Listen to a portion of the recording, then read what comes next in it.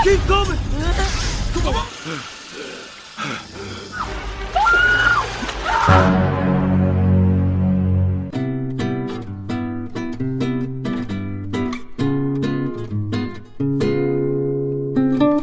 Assalamualaikum warahmatullahi wabarakatuh. Halo lur, gimana skapsinya kalian? Semoga kalian sehat semua ya. Matur nuwun sakata-katahipun sedoyo, yang artinya terima kasih banyak semua untuk sudah mengklik dan menonton video ini. Semoga kalian dilimpahkan rezeki dan dimudahkan segala urusan apapun oleh Allah Subhanahu wa taala. Amin amin ya robbal alamin. Kembali lagi bersama saya Ijal. Pada kesempatan kali ini saya akan menceritakan sebuah film bergenre horor petualangan berjudul Anacondas yang dirilis pada tahun 2004. Langsung saja tanpa banyak spoiler dan bercangkem-cangkem ria di awal, tarik nafas panjang, tahan sejenak, hembuskan secara perlahan.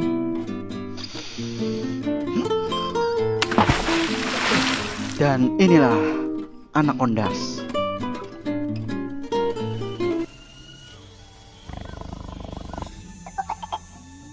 Kisah diawali dengan dua orang dari suku pedalaman yang sedang mengintai harimau di dalam hutan yang lebat. Untuk mengelabui harimau, mereka menirukan suara hewan agar sang harimau tidak mengetahui hawa keberadaan mereka. Saat mereka sedang fokus, tiba-tiba mereka dikejutkan dengan teriakan hewan yang sepertinya merasa terancam. Tak lama kemudian, harimau melompat dari semak-semak untuk menerkam salah satu dari mereka. Untungnya, dengan insting yang tajam, orang pedalaman refleks merunduk dan menghindar dari terkaman harimau. Berhasil lolos dari terkaman harimau, tetapi ancaman kembali datang dari seekor ular yang sangat besar berjenis anaconda mengejarnya. Orang pedalaman tersebut berhasil tertangkap dan diangkat ke atas. Beruntungnya, orang pedalaman tersebut berhasil melakukan perlawanan dan menghujani beberapa tusukan kepada ular dan seketika melepaskannya. Tidak mau kehilangan makanannya, anaconda kembali mengejar orang pedalaman hingga membuatnya terjatuh ke bawah sungai. Dengan panik, orang pedalaman keluar dari air yang di dalamnya ada ular besar. Namun apes akar yang menjadi pegangan orang pedalaman untuk memanjat dan keluar dari air patah dan membuatnya jatuh kembali ke air. Dengan cepat, ular besar itu menghampirinya, lalu menggigit dan menyeretnya untuk beberapa saat yang membuat orang pedalaman berteriak keras kesakitan. Kemudian ular besar membawanya ke dalam air dan kita tahu bagaimana nasib orang pedalaman tersebut. Innalillahi wa inna ilaihi raji'un. Kemudian scene berpindah di kota New York. Di sebuah perusahaan farmasi terlihat seseorang bernama Michelle yang sedang dimarahi oleh CEO perusahaan karena telah gagal membuat obat dari segala penyakit. Dan kegagalan itu berdampak kerugian besar bagi perusahaan karena anggaran yang dikeluarkan telah sia-sia. Kemudian Michelle menyuruh rekan kerjanya yang bernama Jack untuk menjelaskan sebuah tanaman bunga yang bernama darah anggrek atau dalam bahasa latinnya Perennia immortalis. Dia menjelaskan bahwa tanaman itu hanya tumbuh pada 7 tahun sekali dan hanya mekar dengan kurun waktu 2 minggu saja. Dan hanya berada di kedalaman hutan di Kalimantan. Jack sudah pernah menelitinya, bunga tersebut sangatlah ajaib. Jika mereka mendapatkannya, mereka akan berhasil membuat obat dari segala penyakit. Jack kemudian meyakinkan CEO perusahaan bahwa proyek ini tidak akan gagal. Namun Gale tidak menyetujuinya. Namun apalah daya Gale, CEO perusahaan pun sudah menyetujuinya dan mengirimkan mereka ke Indonesia. Get your asses down to Borneo. Welcome to Borneo! Thanks! Setibanya mereka di Kalimantan, mereka mendapatkan masalah kecil karena tidak ada kapal yang mau mengantarkan mereka. Dikarenakan sedang musim hujan, orang-orang tidak ingin mengambil resiko. Kemudian Sam datang dan menyarankan mereka untuk menemui seseorang kapten kapal yang bernama Jin Sun. Dia adalah orang yang mau menerima resiko apapun asalkan bayarannya cocok. Di malam harinya, di tengah hujan yang belum reda, mereka datang ke bar yang disebut Pintu Merah. Di dalam, kemudian Jack bertanya kepada seorang bartender yang kemudian mengarahkan mereka kepada orang Asia, kita sebut saja Han. Dengan berbekal tulisan di kertas yang sudah ia siapkan, Jack bertanya kepada Han dengan menggunakan bahasa Indonesia. Your Indonesian sucks. Kihulu Sungai! Han menyuruh Jack untuk menggunakan bahasa Inggris saja, karena Jack seperti orang tenggelam saat berbicara menggunakan bahasa Indonesia. To the point, Jack menyampaikan tujuannya menemui Han. Han mengatakan ia mau mengantarkan mereka, tetapi bayarannya tidak akan murah. Jack mengatakan bahwa mereka akan membayar $25.000 yang jika dirupiahkan sekitar 300 jutaan lebih. Wow, nilai yang sangat fantastis untuk jasa pengantar kapal. Mendengar harga yang sangat tinggi, seketika Han memanggil Jin Sun yang adalah kapten kapalnya. Diketahui bahwa Jin Sun hanyalah nama panggilan lokal, nama aslinya adalah Bill. Singkat cerita, kemudian Bill menaikkan harga sewa untuk mengantarkan mereka menjadi $50.000. Mendengar harga yang sangat tidak masuk di polo itu, Gale melakukan teknik rahasia emak-emak belanja di pasar. Gale mengatakan kurangin lah, masa segitu bla bla bla bla, kemudian pergi meninggalkan Bill begitu saja. Namun Bill mengatakan halah basi. Bill tahu tidak ada orang lagi yang mau mengantarkan mereka. Sampai-sampai mereka menemui Bill di hujan deras begini. Tidak ada pilihan lain, Gale pun terdiam pasrah dan menyetujuinya. Ternyata kapal milik Bill lebih parah dari kapal milik Flying Dutchman. Tapi mau bagaimana lagi, itu adalah satu-satunya kapal yang mau mengantar mereka ke hulu. Tak lama kemudian datang dua orang lagi, Dr. Douglas, kita sebut saja Douglas, dan ini Cole. Mereka akan membantu ekspedisi pencarian bunga anggrek darah. Di kapal mereka berunding untuk melihat rute tercepat menuju hulu. Mereka akan tiba di hulu paling cepat adalah 3 hari. Karena kelelahan, Gale memutuskan ke kamar. Saat sedang beres-beres sebelum dia istirahat, Gale mendengar suara aneh, lalu mengecek di dalam lemari namun tidak ada apapun. Ketika Gale akan melanjutkan beres-beresnya, tiba-tiba seekor monyet melompat ke pundak Gale yang kemudian Gale menjerit ketakutan dan memeluk Michelle seketika. Ternyata monyet itu adalah peliharaan dari Bill bernama Kong. Bill mengatakan Gale telah menakutinya. Gale yang tersadar memeluk Michelle pun marah dan mengatakan, jauhkan tanganmu dariku. Lah kocak, gak di dalam negeri, gak di luar negeri, sama ae, dasar cewek. Di malam harinya saat makan malam, Kong akan mencuri pisang. Namun hal itu diketahui oleh Bill. Karena Kong masih merasa lapar, Kong naik ke atas kapal dan akan meraih buah di atasnya.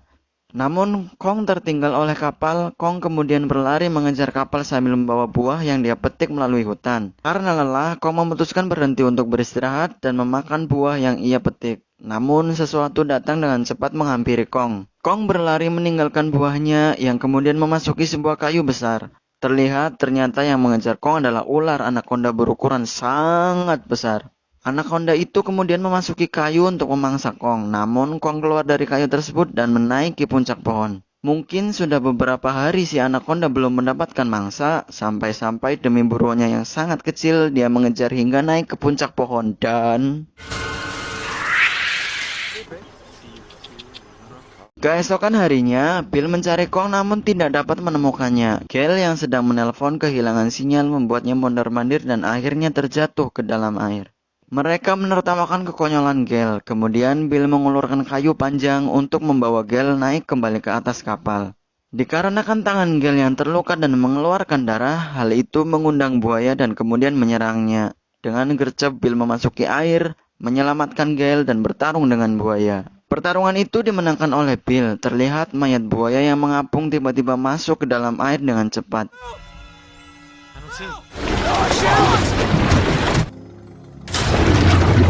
Ya, itu adalah Ana.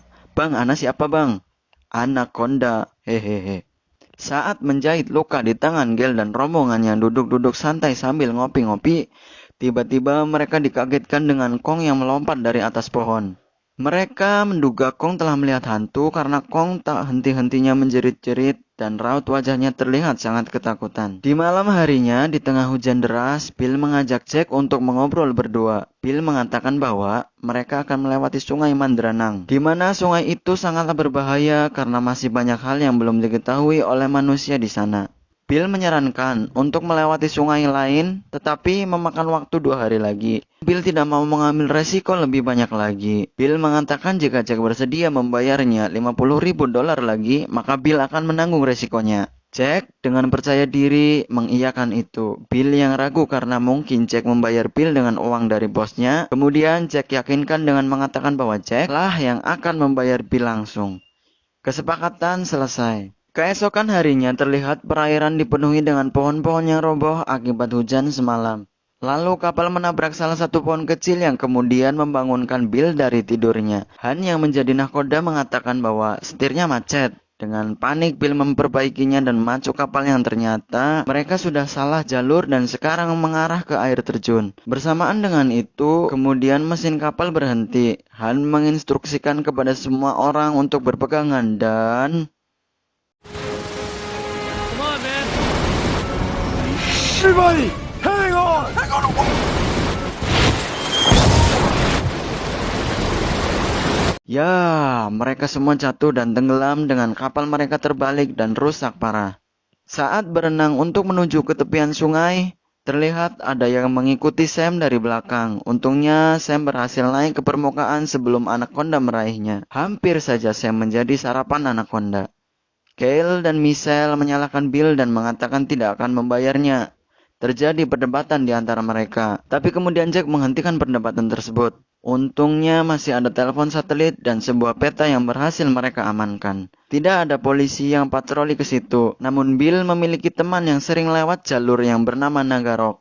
Bill akan menelponnya dan akan menjemput mereka di sana. Namun mereka harus menempuh perjalanan jauh dulu, mengikuti sungai adalah jalan terlama. Namun jika mereka menyusuri hutan akan jauh lebih cepat, tetapi banyak bahaya di sana. Kemudian mereka sepakat akan menyusuri hutan bersamaan mencari keberadaan anggrek darah. Setelah beberapa menit berlalu melewati lebatnya hutan, mereka diharuskan menyeberangi rawa-rawa. Tidak ada pilihan lain, mau tidak mau mereka pun melewatinya. Kong yang berada di atas pohon berteriak seakan melihat sebuah ancaman. Ternyata Kong melihat si Anaconda melintas melewati mereka. Niat hati ingin mencairkan suasana, Douglas dengan iseng menakut-nakuti Gale yang berada tepat di depannya. Tapi tiba-tiba... Swear to God. Stop it.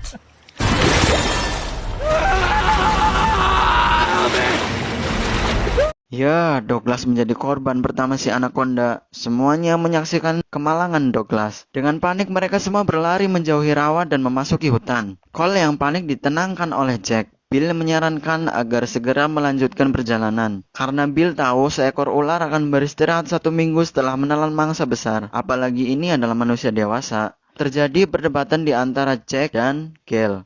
Jack yang menginginkan ekspedisi dilanjutkan dan semuanya menginginkan berhenti melanjutkan ekspedisi karena terlalu berbahaya.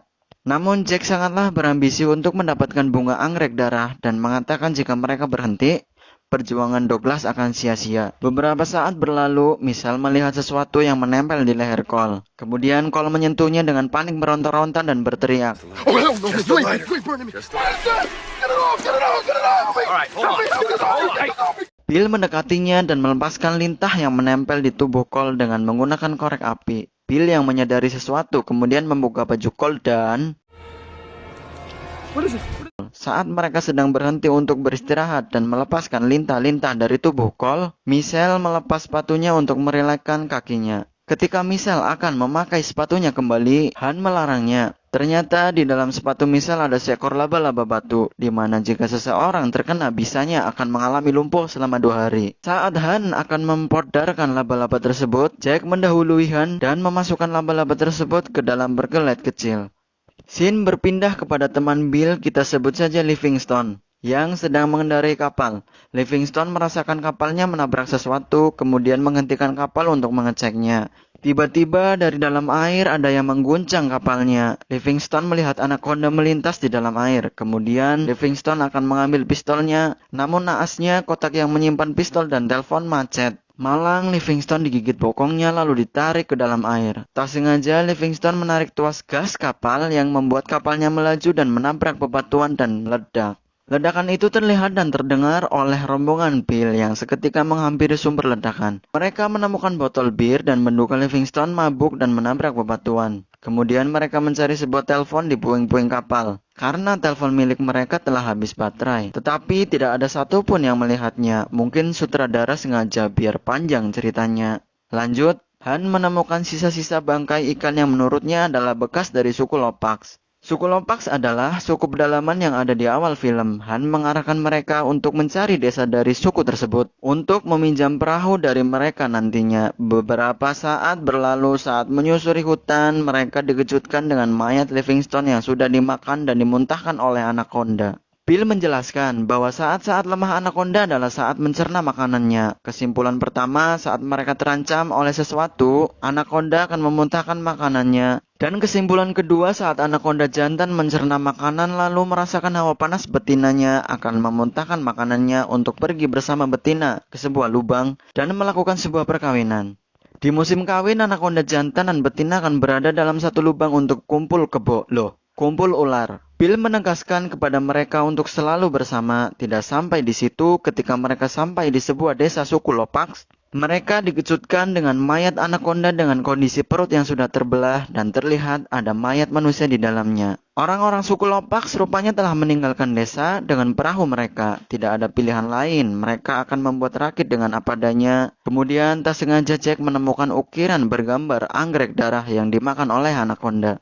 Jack berteori mengapa anaconda yang mereka temui berukuran sangatlah besar, karena berkat dari bunga anggrek darah yang membuatnya hidup lebih lama. Semakin lama anaconda itu hidup, maka akan semakin besar juga ukuran tubuhnya. Begitu. Jack semakin yakin dan semakin percaya mereka sudah dekat dengan bunga anggrek darah. Kembali terjadi perdebatan di antara mereka. Jack yang menginginkan kembali ke Sungai Mandranang untuk mendapatkan anggrek darah, sementara yang lain menginginkan berhenti ekspedisi dan pulang dengan selamat. Singkatnya, saat Michelle sedang memakai sepatunya di dalam sebuah gubuk, Michelle menemukan sebuah kotak yang berisi telepon dan pistol. Ternyata selama ini Jack telah menyembunyikannya, yang bertujuan agar mereka semua melanjutkan ekspedisinya. Jack yang mengetahui Michelle telah mengetahui semuanya melemparkan laba-laba batu kepada Michelle agar Michelle tergigit dan membuatnya lumpuh. Kemudian Jack menghampiri rombongan untuk membantu. Jack beralasan Michelle sedang mengistirahatkan kakinya. Namun Sam yang menyadari sesuatu kemudian menghampiri Michelle yang sudah tidak bisa apa-apa. Begitu kira-kira. Sam melihat ada tanda gigitan di lengan Michelle yang menyadari bahwa itu adalah perbuatan dari Jack. Sam lalu kembali menghampiri Jack dan menanyakannya. Naas, Michelle yang tidak bisa apa-apa dilahap oleh anaconda. Melihat dari kejauhan Michelle yang sedang diangkat oleh anaconda, mereka semua menghampiri Michelle kecuali Jack yang kemudian membawa rakit sendirian menuju Sungai Mandranang. Sadar Michelle sudah tidak bisa diselamatkan, lalu Bill membakar gubuk bersama anaconda di dalamnya yang sedang mencerna tubuh Michelle. Singkatnya, mereka mengejar Jack dan melewati hutan untuk mengambil kembali rakitnya. Beberapa saat berlalu, mereka mendengar suara desisan ular, kemudian mereka menjauhi sumber suara tersebut. Tapi tiba-tiba, Right. Let's just get the hell out of here. mereka semua terjatuh ke dalam gua dan terjebak di sana. Saat akan mencari jalan keluar, Cole tertinggal di belakang kemudian disusul oleh Han. Saat mereka berdua akan kembali ke rombongan, Han terjatuh ke dalam air. Karena kondisi gelap, Han kesulitan menemukan permukaan tempat ia terbelosok. Naas Han dihampiri oleh anaconda dan olehnya. Singkat cerita, mereka menemukan jalan keluar. Mereka mengira Cole juga telah modar. Mereka akan keluar tanpa mencarinya, tapi Cole datang yang kemudian dari belakang. Anaconda mengejarnya. Karena jalan keluar yang mereka temukan tidak terlalu besar, sempat terjadi drama tarik-tarikan karena Cole terjebak di sana. Ketika Anaconda akan menggigit Cole, alhamdulillahnya Cole berhasil keluar dan anaconda terjebak di lubang. Lalu Sam dengan berteriak keras memenggal kepala anaconda. Merasa sudah aman, Cole melakukan selebrasi, tapi tiba-tiba alhamdulillahnya Cole berhasil diselamatkan lagi. Hoki parah si Cole ini. Scene berpindah pada Jack dengan berbekal peta dan obor yang dia bawa. Akhirnya dia menemukan banyak anggrek darah. Namun tanaman tersebut berada tepat di atas lubang pesta perkawinan para anaconda. Tak lama kemudian rombongan datang ke tempat Jack dan akan membawa rakitnya. Namun Jack menyadari keberadaan mereka dan mengarahkan pistolnya. Bill yang akan melemparkan pisau kepada Jack kemudian disadari oleh Jack dan menembak lengan Bill. I can't let you take that. Jack menghalalkan segala cara untuk mencapai tujuannya. Dengan Jack memaksa Sam menyeberangi batang pohon dan memetik anggrek darah, Jack juga memukul Bill hingga pingsan dan memaksa Gail mengikat Cole. Singkatnya, Sam berhasil memetik bunga anggrek darah dan memasukkannya ke dalam tas. Get up! Rob! The guy! Saat akan kembali dan menyeberang, Sam terjatuh dan Jack memaksa Sam untuk melemparkan tas yang berisi anggrek darah. Sam berbalik memaksa Jack untuk menjatuhkan pistolnya dengan Sam akan menjatuhkan tas yang berisi anggrek darahnya. Namun Jack balik mengancam dengan menembak ke arah Cole dan Gale. Akhirnya mau tidak mau Sam melemparkan tasnya kepada Jack. Bersamaan dengan itu, Bill terbangun dan memukul Jack. Hal itu membuat Jack menjatuhkan tasnya ke tepian lubang. Terlihat juga laba-laba batu hinggap di atas tas tersebut. Jack lalu turun untuk mengambil tas. Jack kemudian turun untuk mengambil tas tersebut. Namun laba-laba batu menggigitnya dan seketika membuatnya lumpuh dan terjatuh ke lubang berisi para anaconda.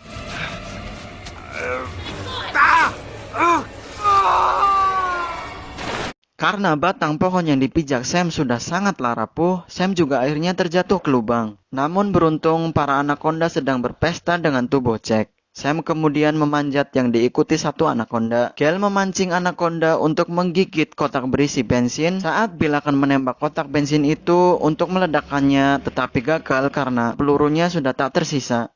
Kemudian Cole menembakkan flare gun ke mulut anaconda yang dipenuhi dengan bensin dan membakarnya lalu menjatuhkannya ke lubang. Karena lubang tersebut dipenuhi dengan gas bumi, seketika meledak dan mengubur para anaconda.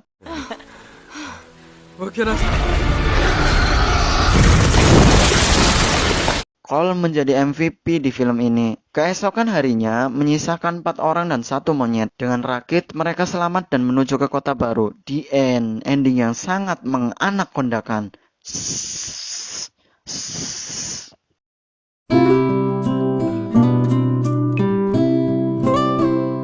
Pelajaran yang dapat kita petik dari film ini adalah berkorban untuk mencapai tujuan itu memang perlu, tapi mengorbankan teman bahkan keluarga itu pemikiran orang dungu. Ingat, sukses dengan tidak menginjak siapapun adalah kemuliaan dan keberhasilan yang indah. Menggencet like dan subscribe tidak akan menyakiti hati siapapun. Maafkan atas segala kekurangan dan salah-salah kata. Saya Ijal dan seluruh jajaran direksi Irefil mengucapkan jangan lupa ngising dan banyak-banyak terima kasih. Wassalamualaikum warahmatullahi wabarakatuh.